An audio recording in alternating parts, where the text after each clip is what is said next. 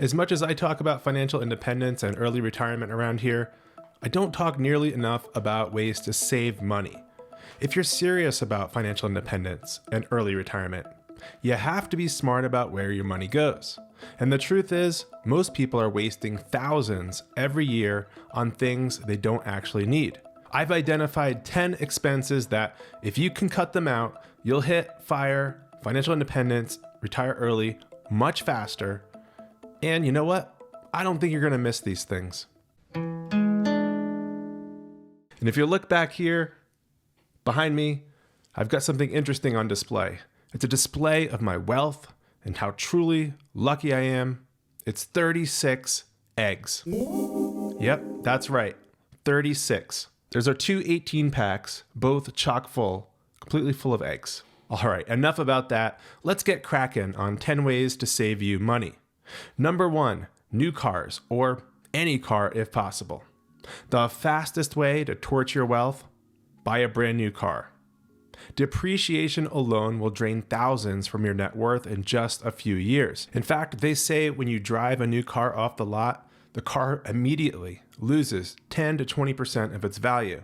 And in the first 5 years of car ownership, cars lose about 60% of their original value on average. So if you need a car, buy a used, reliable, and fuel-efficient vehicle, or better yet, bike, walk, or use public transportation. I think using human-powered transportation whenever you get a chance is the way to go. That's FIRE 101 right there. Number 2, high-fee investments. If your investment fees are over 0.1%, you're handing over thousands of dollars to fund managers for no reason. Stick with low-cost index funds like VTI or VOO, because the less you pay in fees, the more your money compounds for you, not for Wall Street.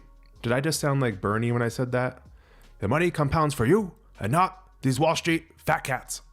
Number 3, dining out and takeout. And the thing is, I'm not saying never eat out, but you gotta make it a rare occasion, a special occasion. If you're hitting restaurants and DoorDash multiple times a week, that's money that could be working for you for your future. Meal prepping and cooking at home can literally save you hundreds of dollars per month. And in terms of financial independence, if we factor that into the 4% rule, that's tens of thousands of dollars that you do not need to save for financial independence if you can permanently cut down on your habit of dining out and takeout. Number 4, big houses and unnecessary space. A huge house comes with huge costs. Higher mortgage, maintenance, utilities, property taxes, maybe a huge yard that you have to spend most or all of your weekend maintaining. See, FIRE isn't about deprivation, but right-sizing your living space is definitely a game changer. More space equals more expenses. So ask yourself, do you really need a mansion, muchacha? Now, one of the problems is that in the United States, a lot of the new construction that has happened in the last decade or more has been these big houses that people don't necessarily need. Like houses with more bathrooms than bedrooms, houses with tons of wasted square footage, houses with floor plans that are just not practical. I could go on and on. What I was always looking for in a house was something that was high quality, but small in size. And places like that were few and far between. I ended up in a house that is nice enough, but also bigger than I really even wanted. I don't need that bathroom in the basement, for example. But I just wish that America would start building smaller houses that are well built, like they did back in the post-war housing boom. Houses like that size and of that quality, built to last. Number 5 is subscription overload. Netflix, Hulu, HBO, Spotify, Apple Music. The list goes on, including the gym that you never go to. All this stuff adds up fast. So do yourself a favor, audit all your subscriptions and cut out the ones that you barely use. And as far as those streaming services, why not cycle through them month by month? Like 1 month you have your subscription to Netflix and you can watch a bunch of those shows, and then the next month switch it over to Hulu, the next month to Disney or HBO, and so on. You don't need all those subscriptions going at the same time. FIRE is about intentional spending, not mindless auto pay. And what are you doing spending so much time passively consuming this stuff anyway? Although as a YouTube junkie myself, I'm not one to talk about too much passive screen time. Number 6, impulse purchases. Hello, Amazon.com. Retailers love to trick you into impulse buying. Flash sales, limited time only deals, and those checkout counter traps, of course. If it's not in your budget and not planned ahead of time, don't buy it. Sleep on it. Give it 24 hours. Most of the time, you'll realize you didn't need it anyway. A couple things I like to do is when I think I need something, I shop my house first, because chances are somewhere squirreled away in the garage or a closet or the back of the refrigerator is that thing that I thought I needed to run out and buy. There's a good chance I already have it or some other version or some other replacement that could work, and I don't need to buy the actual item new. Another tip is to search for the item secondhand instead, whether it be through Facebook Marketplace, Buy Nothing groups, Craigslist or whatever, all these kind of places. You know, America is awash in all this excess of products that people bought because they thought it was a good idea and then barely used. So there's a good chance that the product that you think you need to run out and buy is down at your neighbor's house sitting around collecting dust, and they might be happy to let you borrow it, sell it to you for a reasonable price, or even give it to you for free.